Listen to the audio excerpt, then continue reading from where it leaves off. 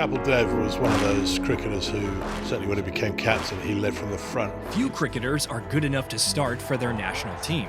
Talk about his batting, he could get centuries and win games for Pakistan. Even fewer become national heroes. Good shot. Who could bat anywhere, in any position. But only the very best become legends. Today, we'll be discussing the greatest legend of the game. Yes, we'll be taking a deep dive into the career of the one and only Don Bradman.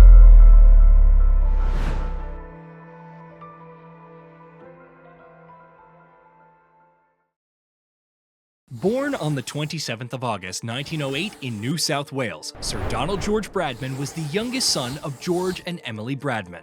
His mother, Emily, bowled left-arm spin and actually played in the women's intercolonial cricket competition between the main states in 1890s. Bradman, too, had a passion for cricket, as he invented his own solo cricket game as a child and played it constantly. In more formal cricket, Bradman hit his first century at the age of 12, playing for Bowral Public School against Mittagong High School. Around the same time, Bradman acted as scorer for the local Bowral team, captained by his uncle George Watman. His true love for cricket started when during the season, Bradman's father took him to the Sydney Cricket Ground to watch the Ashes. "I shall never be satisfied until I play on this ground," the boy from Bowral said. He left school at 14 to work for a real estate agent who actually supported his sporting dreams. He didn't always stick to the cricketing, as he gave it up for tennis for a couple of years before returning to cricket in 1925, practicing both sports at the same time. Bradman broke into the Bowral team with ease and impressed with huge scores. He impressed so much that he caught the attention of the New South Wales Cricket Association, who were looking for young talent to join the aging Australia side. After showing his talent at a practice session in Sydney, he was chosen for the Country Week tournament for cricket and tennis, but his boss could only offer him 1 week off, so he had to choose between the sports, and he chose the beautiful game of cricket. This decision changed his life and cricket as the world knew it. After shining in the Country Week, Bradman was invited to play grade cricket, and he scored a stunning 110 runs on his debut. The boy from Bowral had everyone's attention and was chosen as Archie Jackson's replacement in the New South Wales team in first-class cricket at the tender age of 19. The reputation of Don Bradman had preceded him, the young man from upcountry in New South Wales. To no one's surprise, he scored a century on his debut with a total of 118. Don came here and immediately started making centuries. Despite continuing to perform in first-class cricket, he still didn't make his way to the Test side. To improve his chances of getting selected, he moved to Sydney in the 1928-29 season, and boy did he excel here as well. He scored centuries in both his first innings of the season against Queensland. Later down the line, he would set the record for the highest first-class total with a massive 452 total. 1930 was the year that Bradman's batting talent began to gain international prominence. Scored a phenomenal 452 not out. It turns out, moving to Sydney was the right move, as Braddles made his debut against England on November 30th, 1928 against the mighty England. However, this debut wasn't as amazing as his other first appearances.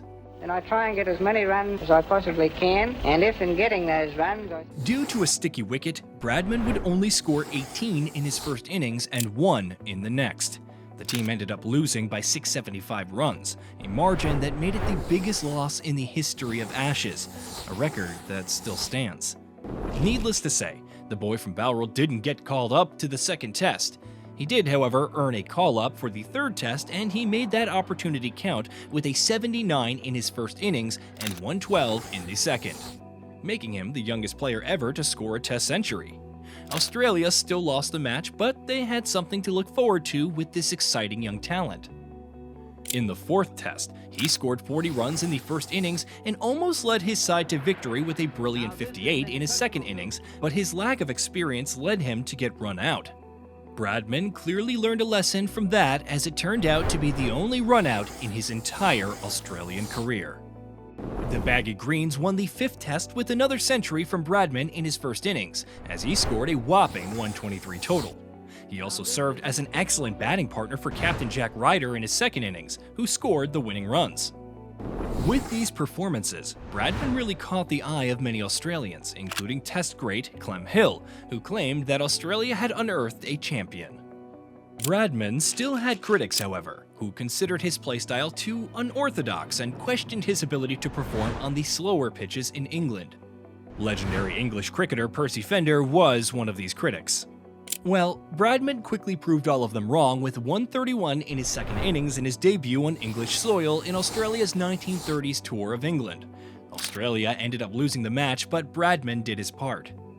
The Don showed up again in the second test as he scored 254 in his first innings and led the Kangaroos to win the match and draw the series. He followed this amazing performance up with a score of 334 in his first innings of the third test, on the very next test, which was a record at the time. Unfortunately, play couldn't continue due to poor weather conditions, and the match ended up being a draw. The stage was set in the fifth match of the series, and you might be wondering, how did Bradman deal with the pressure? His 232 score in the first innings boosted Australia's total to 695, a score that the Englishman could not chase over 2 innings due to some brilliant bowling from Percy Honeybrook and Clary Grimmett. Australia won the Ashes in England. Bradman had well and truly announced himself to the world at this point, scoring 974 runs and averaging around 139 runs every match. Every cricketing side stood in awe of his amazing batting. And the people down under, well, they loved him. It seemed that overnight the boy from Bowral became a national hero. The boy from Bowral, Don Bradman, is still thought of the greatest batsman of them all. And he served Australian cricket in total for something like 60 years. He continued his run of great form against West Indies and South Africa. By his 15th test match, he had scored 2,227 runs, averaging 131 per match. Surprisingly, he hadn't hit a 6 for his national side by this point. By this point, the cricketing world was very scared of this player and kept thinking of strategies to get his wicket. Plum Warner, the grand old man of English cricket, took note of how he struggled against bouncers and created a brand new tactic called the bodyline. He packed the onside with fielders and recruited pacers to bowl bouncers. It was either get hit or duck, and remember there were no helmets around in those days. It was a bit scary, I would say. England first employed this tactic in the 1932-33 Ashes, using a bowling lineup with 5 pacers spearheaded by Harold Larwood and Bill Vose. With Bradman absent for the first test at Sydney, England cruised to victory by 10 wickets. Bradman had to sit out the first test due to a nervous breakdown, but England still used their new strategy and it worked like a charm. Australia lost their first test, but England still had a huge question. Would this strategy work against the Don? It would seem that it did trouble the Aussie legend, as in his first inning, Bradman had his first ever first ball duck. These celebrations didn't last very long for the Three Lions though, as Bradman recovered for his second innings and scored 103, leading Australia to a convincing victory and leveling the series.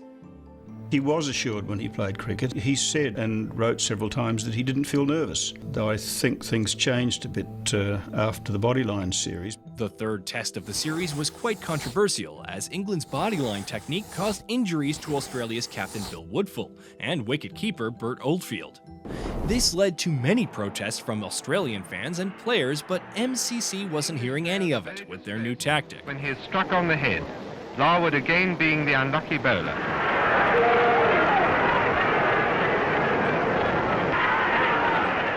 The Englishman dominated the Baggy Greens, who lost the series 4-1.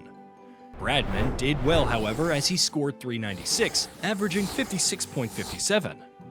This was much lower than his usual average, but given the fact that he was playing against a completely different style of bowling that was made specifically to exploit his weakness, we think it was an excellent performance.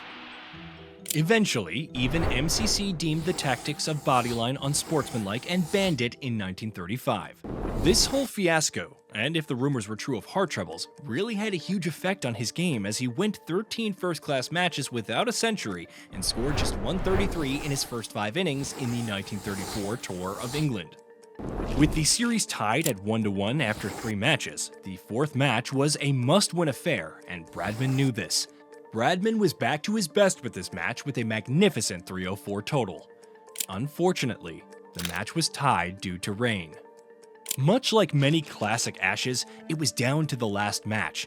Bradman and his batting partner Bill Ponsford showed up on the big occasion and broke the record for the largest partnership with a whopping 451 run total between the two, with the Don scoring 244.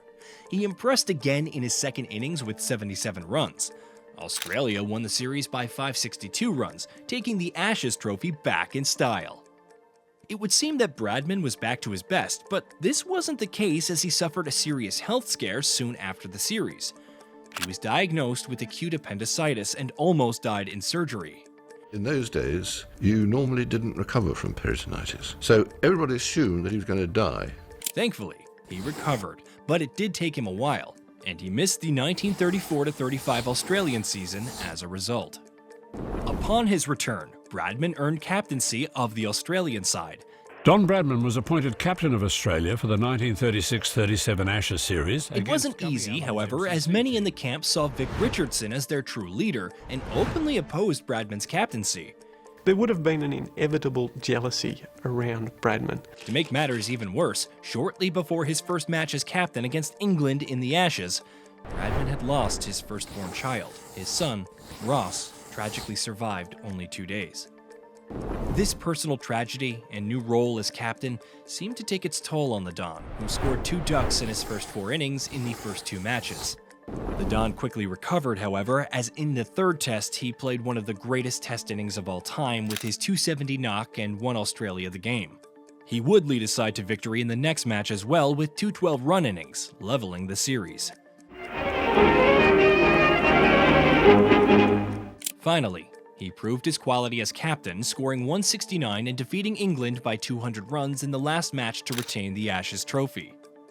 Bradman was not the fittest and strongest man who ever played cricket, but he gave the impression of being so. From this point on, Bradman continued to excel in both international and domestic cricket. He won the 1938 Ashes for his side, albeit suffering a massive loss in the last match, and broke several first-class cricket records. In 1939, World War II had started and Bradman wanted to serve his nation on the front lines, so he joined the Royal Australian Air Force. Unfortunately, he suffered from a muscle condition called fibrositis, which made it impossible for him to play again. Or so, everyone had thought. In the 1946-7 Ashes, the Don made a miraculous return to cricket and captained his side to a 5-0 victory with 680 runs, averaging around 97 throughout the series. From that point on, Bradman had created a dream team with only one goal in mind: touring England undefeated. He achieved this dream in his very last match at the Oval, leading his side, now known as the Invincibles, to a 4-0 victory in the Ashes in England. Unfortunately for Bradman, statistics play a great part in the Bradman legend. He needed to score just 4 runs in his final test innings at the Oval to finish with an average of exactly 100. His very last innings was a duck. Well, it isn't often you get a big hand when you make a duck, but this was different. Meaning his test average frustratingly fell just short of 100 at 99.94. And I think I'm probably the best judge of the many little creaks and groans that go on in my joints throughout the day, especially when we're out in the field. And I'm quite sure I shall have no regrets at all in having to sit in the pavilion and watch the other fellows. So, what made him so good? Analysts still don't have an answer to this question. Simply put, he was a flawless batsman. His vision, grip, stance, and shot selection were just perfect. Add to that his excellent hand-eye coordination and fast footwork, and you had yourself simply the greatest batsman of all time. Although we tragically lost him in 2001, thousands lined the streets of Adelaide to farewell Sir Donald Bradman on his final journey. The cricketing world will never forget the impact he's had on the game. Bradman's confident batting and never-say-die attitude changed the game and made it into the sport we know and love today.